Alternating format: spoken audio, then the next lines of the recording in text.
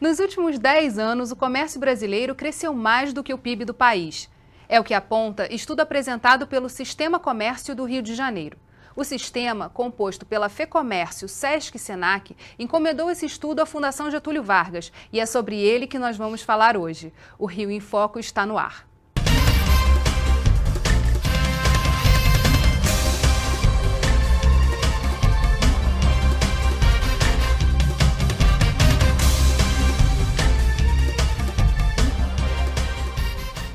Para conversar sobre o papel do comércio no desenvolvimento do nosso estado, estão aqui Orlando Diniz, presidente da FEComércio, e Fernando Blumenstein, professor da Fundação Getúlio Vargas, que coordenou o estudo. Por que mapear o comércio do país e, mais especificamente, do Rio de Janeiro?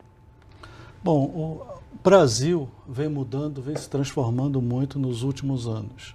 A sociedade brasileira vem se transformando. O comércio vem se transformando. E nós estávamos sentindo falta de um instrumento que mostrasse toda essa transformação, por um lado, e que identificasse o que o comércio, o que o nosso setor precisa para continuar crescendo como cresceu desses últimos 10 anos, acima da média nacional. O mapa estratégico do comércio vem ocupar, então, essa lacuna de informações que até então estavam muito dispersas. Que dados foram esses encontrados no estudo, Fernando?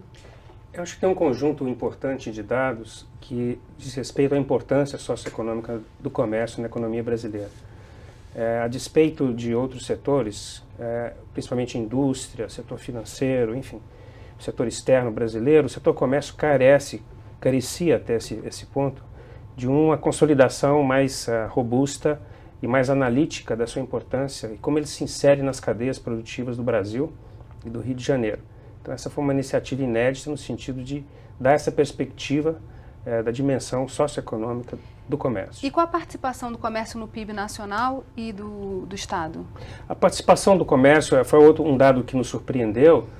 O comércio como um todo, de bens, serviços e turismo, tem uma participação de cerca de 40% do PIB nacional e também do PIB carioca, do estado do Rio de Janeiro.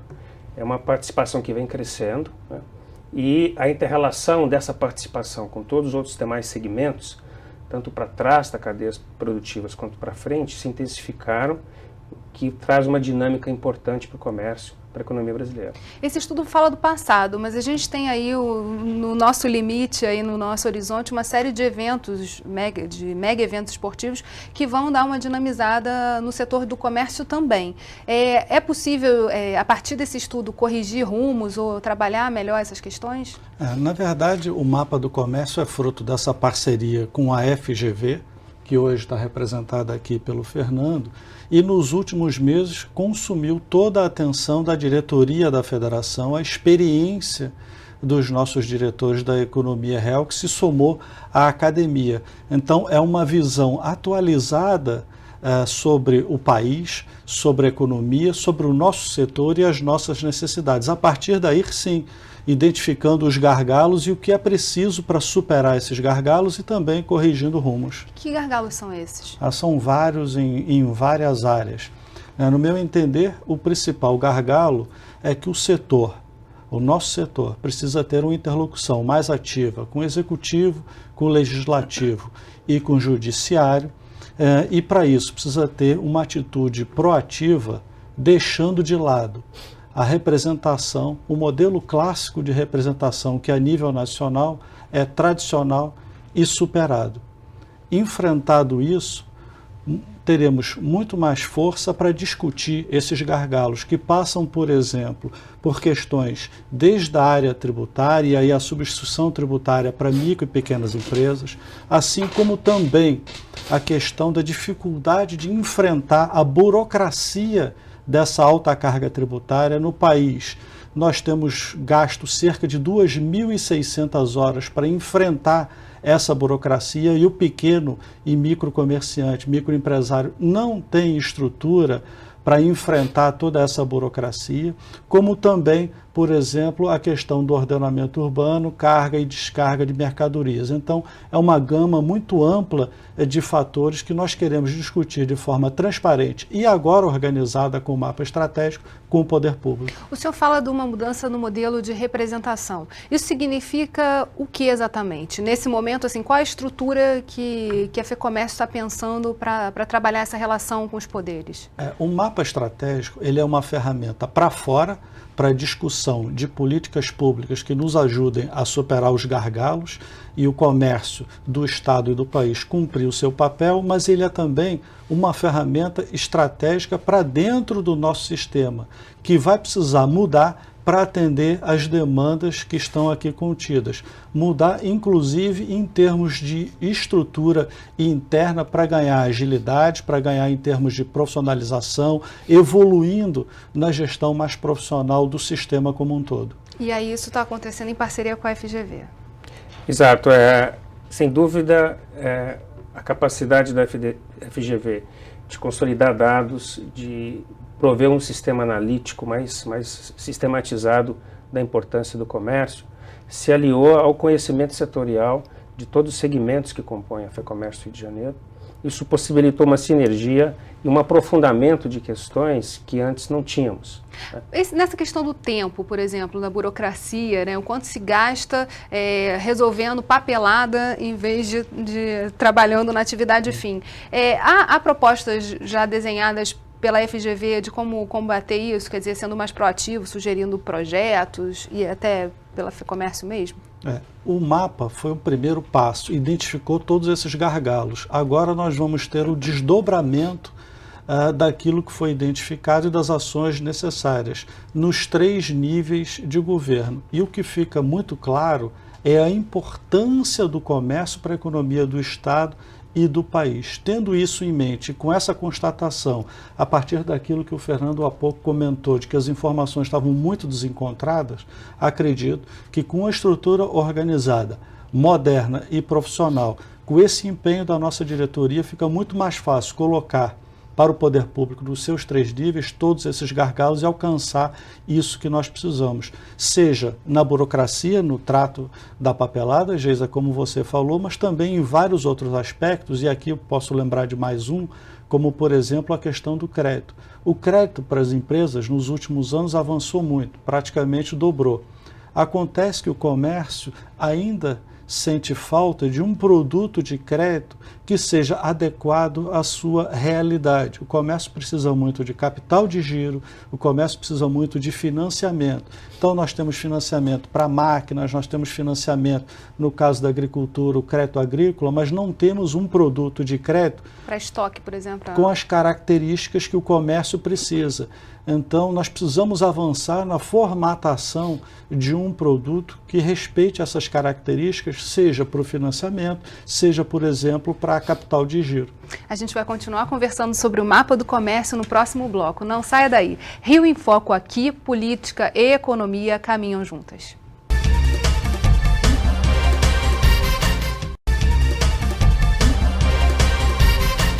Nossos convidados de hoje são Orlando Diniz, da FEComércio, e Fernando Blumenstein, da Fundação Getúlio Vargas.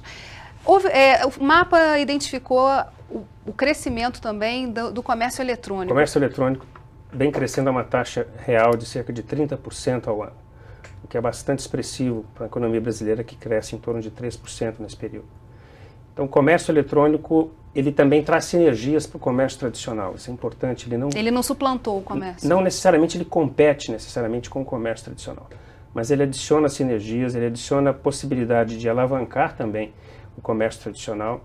Ele é uma importante ferramenta de inserção de novas tecnologias para o comércio. E aí eu destacaria o comércio como um setor importante para alavancar ganhos para toda a economia.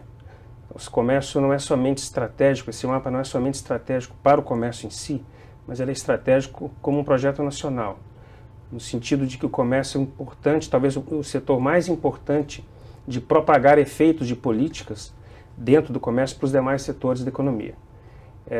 Os ganhos de tecnologia, mudanças tributárias, qualquer tipo, políticas de crédito direcionada para o comércio, não vão necessariamente estar os efeitos somente dentro do comércio, mas eles têm capacidade de se propagar para a economia brasileira como um todo. E na questão do Rio de Janeiro, das UPPs, quer dizer, dessa mudança também da segurança, o mapa do comércio chegou a ver o impacto da segurança no comércio? Um dos aspectos importantes dentro dos diversos temas, são cerca de 27 temas prioritários ou temas importantes para o comércio, do reordenamento urbano aparece como fundamental, como mencionado por Orlando. E dentro do reordenamento urbano, a segurança é extremamente importante, no sentido que ele diminui o custo do comércio, ele diminui o custo do comércio em si de cumprir suas funções de transporte de mercadoria, etc., e diminui os custos também de quem vai às compras, de quem compra, do próprio consumidor.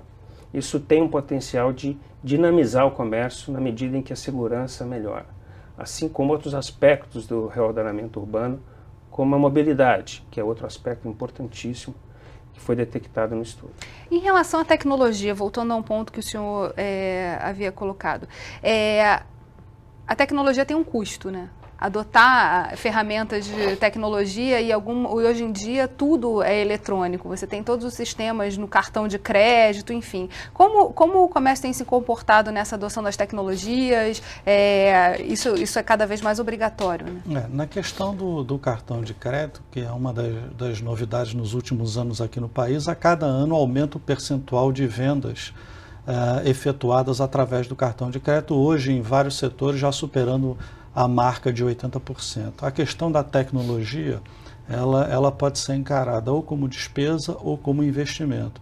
Nós entendemos que hoje a tecnologia é uma amiga do empresário e deve ser encarada como um investimento no controle do seu negócio, no controle da atividade do seu negócio, mas também para diminuir um pouco da burocracia. Obviamente que para alguns setores a implantação da tecnologia ainda pode significar um peso grande em termos de custo, mas isso também identificado, nós podemos negociar com o poder público, com os agentes de fomento, linhas de crédito específicas para estimular a implementação de tecnologia, principalmente nos pequenos e nos micronegócios. Então esse é um papel importante também que se apresenta para o MAP. E, se você me permite, você perguntou há pouco para o Fernando sobre a questão das UPPs. Para nós, cariocas e fluminenses, a UPP é da maior importância, é uma ação que deve ter o apoio de todos, sejam pessoas físicas, sejam instituições. Nós do sistema estamos trabalhando em várias UPPs com formação e qualificação profissional e em ações paralelas. Nós hoje estamos dentro do sistema penitenciário do Rio de Janeiro, acabamos de terminar o primeiro ano de qualificação, formando 700 internos, começamos agora a dar início à segunda etapa, ao segundo ano, onde vamos formar 1.500 internos do sistema penitenciário aqui do estado do Rio de Janeiro. Então são várias frentes, né? A soma de esforços da sociedade para vencer esse desafio que é o tráfico, que tomou para si várias porções do território da nossa cidade, do nosso município, e nós temos o dever e a obrigação de somar com o poder público para retomar esses territórios e qualificar esses espaços para a sociedade. E o nosso papel tem sido de qualificar as pessoas e qualificar também os espaços. Quem sabe até discutindo, por exemplo, com o BNDES, um fundo perdido, para que a gente possa colocar unidades em áreas de UPPs. Quem sabe? Isso me surgiu aqui agora, mas a gente pode discutir isso também. Em relação à formalização, que também é um ponto que quando a gente conversa, fala sobre as UPPs, a gente fala também sobre a possibilidade de formalização de diversas atividades que já aconteciam e não eram identificadas, né, nesses territórios dominados pelo tráfico. A formalização é uma demanda, também aparece nesse estudo? Um dos dados importantes é o grau de formalização dentro do comércio, que vem aumentando. O trabalho formal dentro do comércio vem aumentando cerca de 5% a 6% ao ano, enquanto que o informal vem crescendo a uma taxa de 1 ponto percentual ao ano, ao longo dos últimos 5, 10 anos. Então existe um processo crescente de formalização da força de trabalho dentro do comércio, com ganhos importantes para a produtividade, para a qualificação da mão de obra, e, como eu disse, com possibilidades de esses ganhos extravasar para os demais setores da economia. Isso que é o mais importante do comércio. De todos os segmentos, dos 56 segmentos da economia brasileira, onde se mede a capacidade de um setor impactar os demais, o comércio aparece em primeiro lugar. De todos os segmentos, aquele que mais impacta qualquer mudança que ocorre dentro dele nos demais segmentos. Isso para frente. E isso é um objeto importante de atenção dos formuladores de política pública, né?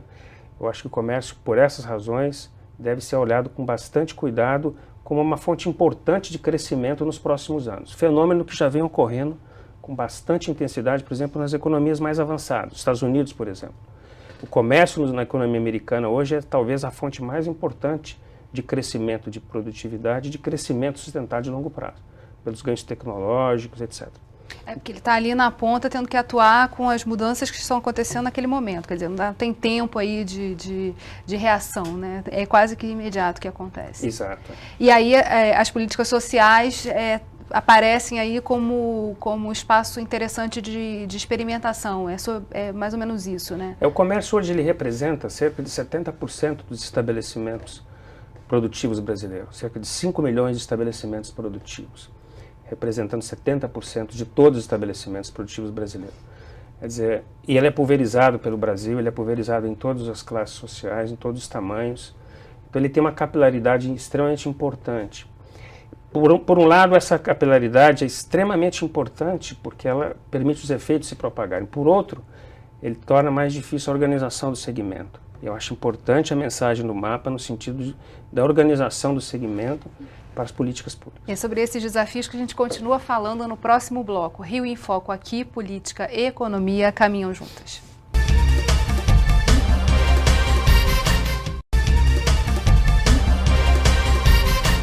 Vamos continuar falando sobre as propostas de políticas públicas e estratégias para o setor de comércio. O estudo Mapa abriu uma série de demandas aí, uma série de informações estratégicas para o comércio. Como vão ser agora divididas essas propostas e as ações a partir delas? Na verdade, o mapa estratégico ele não é o fim. Ele é o começo de todo um trabalho que o comércio agora, de forma organizada, pode se comunicar e ocupar essa lacuna junto ao poder público. Várias frentes são emergenciais, como, por exemplo, a questão do tributo, que já comentamos, a questão da burocracia, temos a questão da segurança dentro do ordenamento urbano, mas nós vamos enfrentar nos 3 níveis. O primeiro passo é, sem sombra de dúvida, que o sistema entenda internamente que essa ferramenta é estratégica também para a gestão do próprio sistema. Nesse momento, com o apoio da Confederação Nacional da Indústria, que tem uma experiência ampla e vasta nesse sentido, nós estamos em vias de propor uma nova organização do sistema para ganhar em sinergia, para ganhar em velocidade, buscando aproximar cada vez mais o sistema do comércio, aproximar cada vez mais o sistema da sociedade. E isso nós vamos precisar ser cada vez mais profissionais, ter metas, estabelecer prazos, uma gestão moderna e efetiva, investindo muito na área de relações institucionais, que é o nosso canal de contato com o poder público e com a sociedade. Essa é a mudança interna corporis, né? Isso. E aí, para ir para a parte externa, né, já com esse mapa na cabeça. E esse mapa, ele em 2014, a ideia é a gente poder avançar com esse mapa tratando de desenvolvimento regional. A ideia é agora desdobrar o mapa pelas regiões do estado do Rio de Janeiro, envolvendo cada vez mais os empresários e a sociedade através das nossas lideranças, através dos nossos sindicatos filiados. Para dar conta dessa diversidade aí que acontece no estado, né? Sim. Como esse mapa estrutura essas mudanças que têm que ser feitas? Está estruturado, ele é um mapa estratégico no sentido de que ele é estratégico para o segmento como um todo, ele é estratégico no horizonte de prazo, de implementação, de abordagem das questões, ele é estratégico para a diversidade do setor como um todo. Então ele tem um conceito de estratégia que permeia todo o trabalho. Ele é dividido em 9 fatores chaves, que se dividem em cerca de 27 temas prioritários, para acompanhar toda essa diversidade regional, para acompanhar grupos de políticas que não são somente políticas a nível municipal, mas também estadual e federal, e abarcar também todos os subsegmentos dentro do comércio. Então, é uma estratégia de implementação, algumas emergenciais, algumas de curto prazo, mas também ações permanentes de médio e longo prazo, né? Não somente ações de política localizada em determinados entes, mas ações de políticas que abrangem vários entes de coordenação. Um dos desafios também colocados no mapa é a questão do relacionamento com o judiciário. A gente falou de 3 níveis de poder e dos 3 poderes, né? Qual é o principal gargalo com o poder judiciário? Esses altos custos judiciais? Na verdade, o que nós precisamos é entender o momento da micro, da pequena empresa e facilitar as ações necessárias para que a micro e pequena empresa possa também se posicionar junto ao judiciário, seja através das custas, ou seja, alguma outra ação que esteja identificada aqui no mapa ou que nessa trajetória, já que o mapa é só o começo, que venha a ser identificada. E tanto o judiciário, quanto o legislativo, quanto o executivo são foco da nossa atenção, sempre de forma clara e transparente, defendendo os legítimos interesses das empresas do segmento do setor. A gente está falando do comércio e a gente está falando também de um novo consumidor, né? Que consumidor é esse que o mapa identificou? Olha, o aspecto consumidor não foi um dos objetos mais detalhados do trabalho. Logicamente que o mercado consumidor tem mudado, a distribuição de renda, né, que ocorreu no Brasil nos últimos anos, ele mudou substancialmente esse mercado. A própria internet mesmo, as né? Mudanças a possibilidade tecnológicas, de interação. Exato, as mudanças tecnológicas que ocorreram também mudou o foco do consumo e esse foco tem mudado constantemente, né? A própria abertura da economia, a cesta de produtos que cada dia muda mais também tem mudado muito a dinâmica de consumo e eu acho que essa é uma questão bastante importante para ser seguida daqui para frente, é como reage o mercado consumidor. Nos Estados Unidos, eu volto de novo aos Estados Unidos, isso está mencionado no trabalho, esses mecanismos de rastreamento do comportamento do consumidor através do Big Data, né, que são grandes bancos de dados que acompanham, seguem em tempo real o consumidor, são de grande valia e começam a ser introduzidos no país. Mas com uma grande resistência também em relação à questão da privacidade, né? Sim, eu acho que existe questão de privacidade, mas eu acho que existe também ganhos que o próprio consumidor pode usufruir do uso do Big Data pelas empresas. Eu acho isso importante também, no sentido de prover produtos que eles querem, no sentido de prover produtos a um custo menor, em tempo mais hábil. Enfim, é uma fonte de ganho não somente para o comércio em si, para a cadeia produtiva, mas para o consumidor também. E a gente está falando aí de dados, né? A gente precisa ter dados para poder gerar boas políticas, ter a informação de como é que as coisas acontecem para poder atacar os problemas de forma correta. O mapa do comércio também eleva a autoestima do comércio perante a sociedade? Com certeza, a gente tem ouvido muito nos últimos dias, desde o lançamento do mapa no dia 17 e depois a sua continuidade no município de Teresópolis, onde nós terminamos a Semana do Comércio, o comércio feliz e satisfeito de entender o seu peso de maneira clara e transparente na economia do país. E com relação, só voltando à questão do consumidor, o país se transformou muito, se transformou porque o cidadão, que é o consumidor, também se transformou. Então é muito importante entender qual é esse novo papel do consumidor na sociedade brasileira, na sociedade de consumo, e fica claro a necessidade de uma aproximação com outros setores produtivos da economia. Me parece que fica claro a necessidade de aproximação com a indústria, por exemplo, do país, para identificar de forma mais clara esse novo anseio do consumidor por determinado produto, que poderia levar mais tempo se essa aproximação não existir. Aí vou usar um exemplo aqui bem fácil. Hoje nós temos muitas pessoas morando sozinhas e várias embalagens de produtos perecíveis ainda são do tamanho tradicional de consumo tradicional.